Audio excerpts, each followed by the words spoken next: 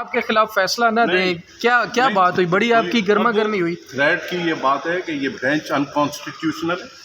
यहाँ पर आपको पता है कि जी जो ऑथर जज है, जो इस फैसले का ऑथर है मुनीब अख्तर, उसको नहीं शामिल किया गया।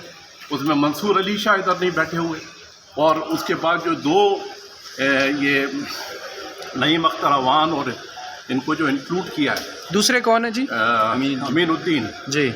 अब ये बिल्कुल ये ओरिजिनल बेंच का हिस्सा नहीं है, तो आप री आर्ग्यू करें ना। अब अली जफर साहब को ये बात ही नहीं करने दे रहे। और कल जो है सारा दिन इन्होंने क्या किया है, सारा दिन सिर्फ एक ही काम किया है कि गवर्नमेंट की फेवर में जो है वो एक हवा बनाने के लिए एक काउंटर क्वेश्चन नहीं किया इन्होंने, एक काउंटर क्वेश्चन नहीं किया सुप्रीम कोर्ट बार के वकीलों से और प्रेसिडेंट। तो आपको बाहर निकाल दिया उन्होंने? नहीं, मैं तो मेरा एहतजाज है, ये क्या बाहर निकालेंगे।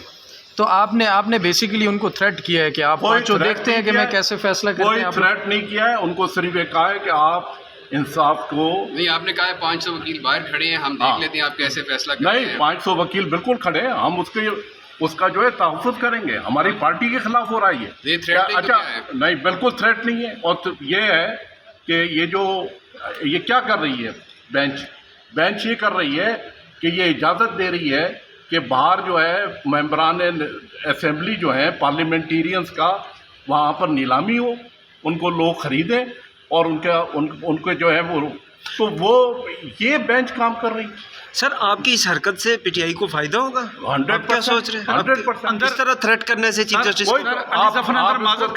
करते रहे सर जी, उन्होंने कहा अली जफर साहब से वो तो ऑन ही नहीं कर रहे। बैरिस्टर अली जफर तो आपको ऑन भी नहीं कर रहे। अली जफर साहब तो कल भी नहीं बोले और आज भी वो बिल्कुल ठंडे ही जा रहे हैं। बैरिस्टर अली जफर पर भी एतराज कर रहे हैं आप?